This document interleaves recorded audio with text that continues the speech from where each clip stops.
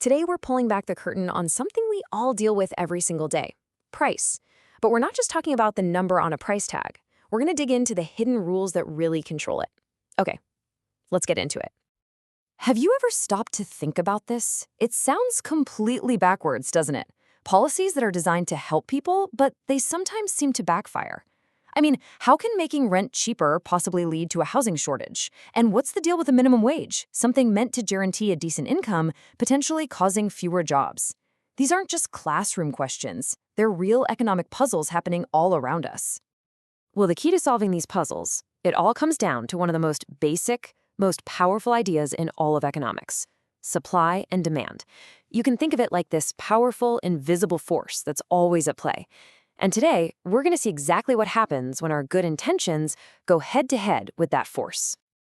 So first up, let's talk about the invisible hand. This is the idea of how the market works all on its own, setting prices without anyone being in charge. Let's start with a really simple example. Imagine there's a bad drought in Turkey. That means farmers can't grow as many apples. So the supply of apples, the number of apples available, shrinks. But you've still got the same number of people who want to buy apples. What happens?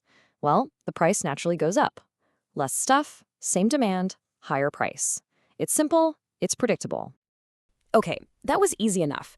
But let's be real, the world is usually a lot messier than that. You often have a bunch of different things pushing and pulling on prices all at once. So what happens then? Let's level up and look at a more complex case: the global market for soy oil. All right, so here's factor number one. All around the world, the middle class is growing, which means people have more money to spend. And soy oil is what economists call a normal good, which is just a fancy way of saying it's the kind of stuff we buy more of when our income goes up. So more people with more money means the demand for soy oil is rising. But wait, at the very same time, something else is going on. New technology is making corn a really valuable ingredient for things like ethanol. That makes corn way more profitable to grow. So farmers who have a choice are ripping out their soy fields to plant corn instead. And the result? The supply of soy starts to shrink. So you've got demand shooting up while supply is dropping. What's the final outcome? Well, one thing is for sure: the price is going up. That's a definite. But what about the total amount of soy oil being sold?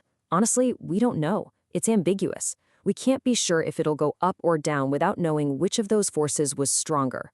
The only thing we know for certain is that soy oil is about to get more expensive. But of course, that invisible hand isn't the only game in town. Now we have to talk about the visible hand. That's when the government deliberately steps in, and when it does, the consequences can be huge. So why do they intervene? Well, as our source material points out, markets don't exist in a bubble. There are social and political forces too. Sometimes, the outcome from a free market just doesn't feel fair, or it might lead to results that society doesn't like. And that's when governments feel the need to step in and act. And they've got a whole toolkit for this. The most common tools are setting price ceilings, a maximum price, and price floors, a minimum price. They can also slap on taxes, or even put direct limits on how much of something can be sold. We're going to take a look at each one. All right, let's kick things off with price controls. This is when the government says, nope, the price can't go higher than this or lower than that. First, we've got a price ceiling, and it's pretty much what it sounds like: a legal maximum price, a cap. The goal here is usually to keep essential goods affordable and to protect buyers from super high prices. And the classic example of this is rent control. And right here, you see the classic dilemma that plays out in cities all over the world. The goal of rent control is fantastic: affordable housing for everyone. But the economic result? It's often a shortage of housing. Now, why is that? Well, if landlords can't charge what the market says an apartment is worth, they have less incentive to build new ones or even keep up the old ones.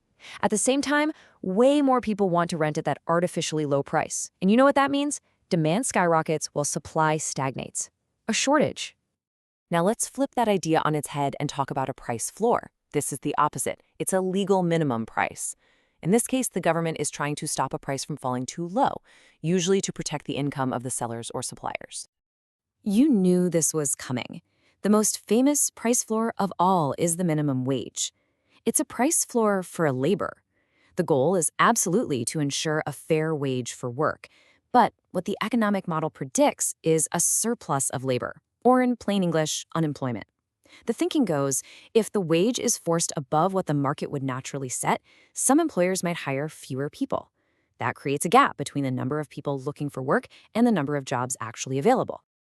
Okay, so setting price limits isn't the only tool governments have. Let's look at two other really powerful ways they get involved: taxes and putting limits on quantity.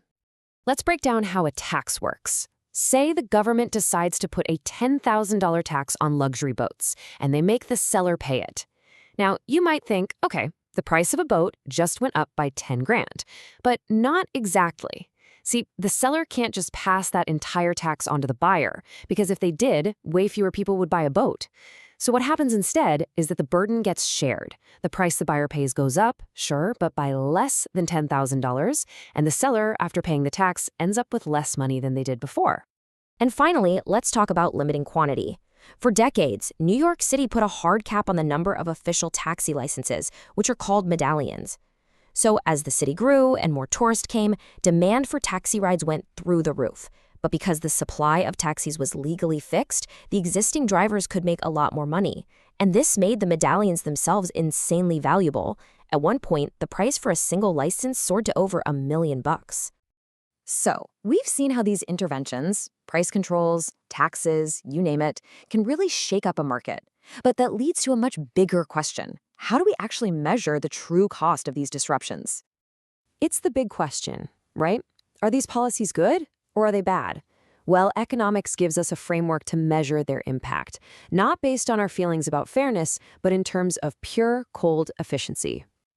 And the key idea here is something called allocative efficiency. I know it sounds a little technical, but the concept is actually pretty simple. It's a state where we are getting the absolute most value out of our resources because we're producing the exact mix of things that consumers want. Think of it as the market getting a perfect score, 100 out of 100. And here is the big reveal from economic theory. When a market is just left alone, when price finds that sweet spot where supply equals demand, that exact point, the equilibrium, is allocatively efficient. It means society's resources are being used in the best possible way to give people what they want. So any intervention, by its very definition, moves us away from that point of perfect efficiency. But this brings us right back to where we started. We know why governments step in. They do it for social reasons, political reasons, often in the name of fairness. So the real question isn't just about the economics. It's about a choice. It's a massive societal trade-off. How much of that pure market efficiency are we willing to give up to achieve other goals that we care about, like fairness? And that's something worth thinking about.